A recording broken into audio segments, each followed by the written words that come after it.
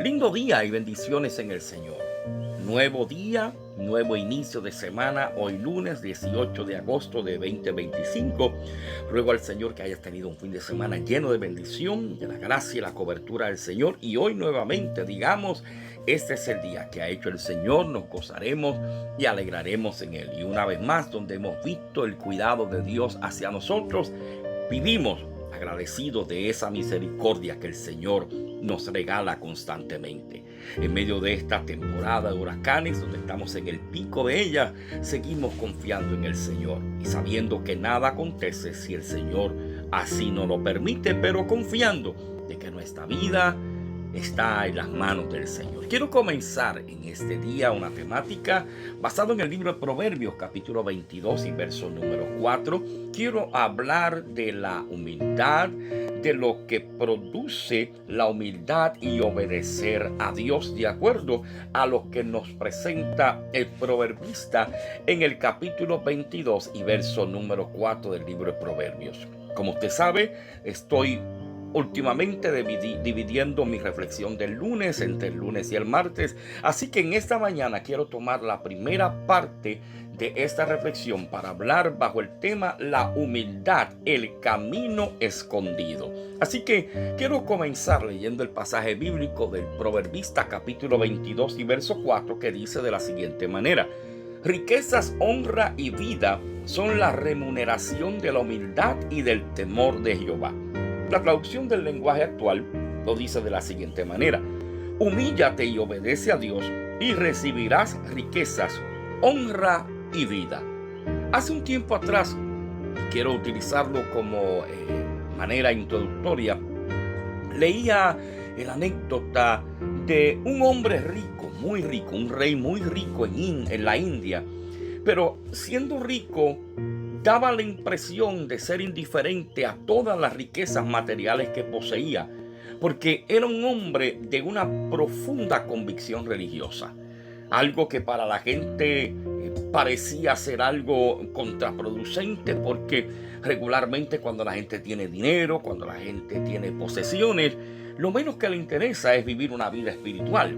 Pero este rey le interesaba más sus convicciones religiosas. Así que un día un súbdito suyo, en medio de la curiosidad, quiso averiguar el secreto de aquel rey que no se deslumbraba con sus joyas, con sus lujos, que no se deslumbraba con el oro que poseía. Así que un día, luego de todos los saludos protocolares, aquel súbdito se allegó al rey y le dijo: Majestad, ¿cuál es su secreto para cultivar la vida espiritual en medio de tanta riqueza? El rey le contesta lo siguiente: te lo voy a revelar con una sola condición.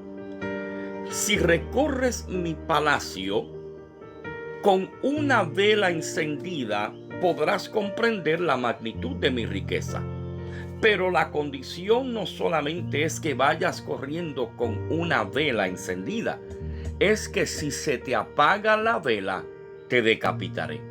Así que cuando terminó la conversación entre el rey y el súbdito, se comenzó la prueba. Aquel súbdito recorrió todo el palacio, mirando todas las riquezas, o al menos eso parecía. Cuando finalmente terminó de recorrer el palacio, el rey le preguntó: ¿qué piensas de mis riquezas? El súbdito le responde: no vi nada, solo me preocupé de que la llama no se apagara. Ahí entonces el rey le contestó: ese es mi secreto. Estoy tan ocupado tratando de avivar mi llama espiritual que no me interesan las riquezas de afuera. Sabes, yo creo que en medio de esta anécdota hay una enseñanza para ti y para mí en esta mañana. A veces queremos vivir como mejores cristianos. A veces deseamos tener una gran vida espiritual, pero no nos decidimos a quitar la mirada de las cosas que nos rodean, de las cosas que la Biblia dice que son temporales, y nos hemos olvidado de aquellas que el Señor dice que aun cuando no las vemos ahora son eternas. Necesitamos apartar nuestra mirada de las cosas que nos rodean, de aquellos que nos deslumbra con una aparente belleza, y debemos mantener encendida nuestra llama espiritual, nuestra relación y nuestra intimidad con el Señor.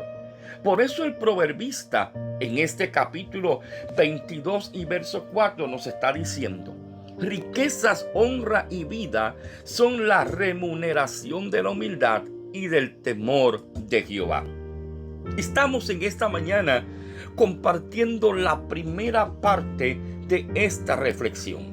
Y esa primera parte es la humildad, el camino escondido. Por eso es que el proverbista decía, es la remuneración de la humildad. ¿Qué es la humildad? A veces la gente piensa que humildad es sinónimo de debilidad. A veces la gente piensa que la humildad es sinónimo de fracaso. A veces la gente piensa que la humildad es sinónimo de sueños frustrados, de sueños no alcanzados.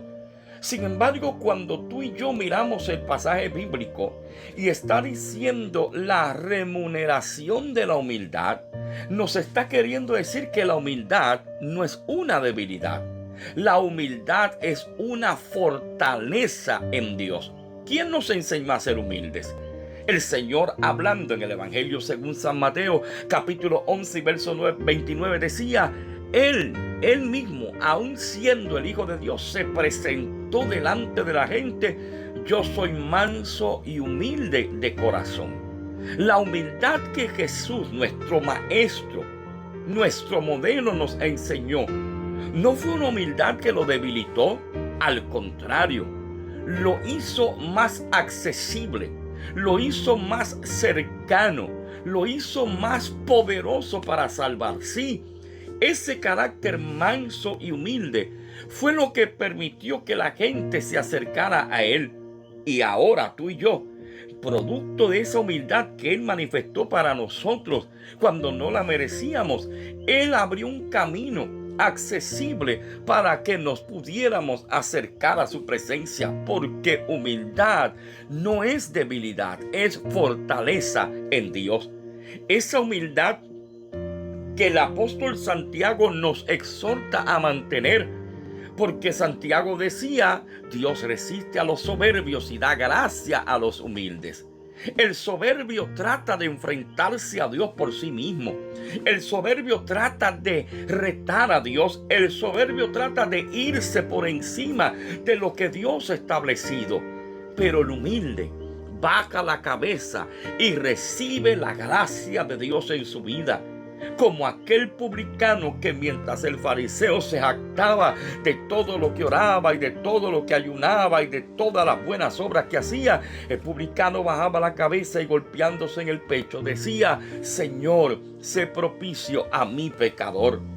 La humildad, mis amados hermanos, en esta mañana es lo que nos hace fuerte, porque esa humildad atrae la gracia de Dios a nuestras vidas.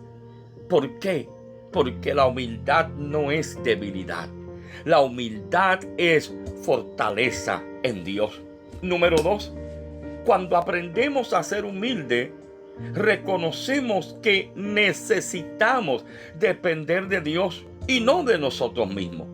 Por eso es que el proverbista decía en el capítulo 3, versos 5 y 6, que el humilde confía en Dios, no en su capacidad, no en su inteligencia, no en sus recursos, y como resultado de depender y de confiar en el Señor, la Biblia dice que Él es el que endereza nuestros caminos.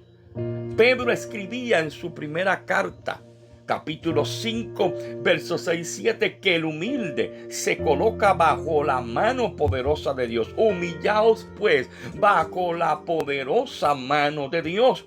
¿Y sabe qué decía Pedro? Que cuando tú y yo nos colocamos bajo la poderosa mano de Dios, eso trae a nuestra vida descanso.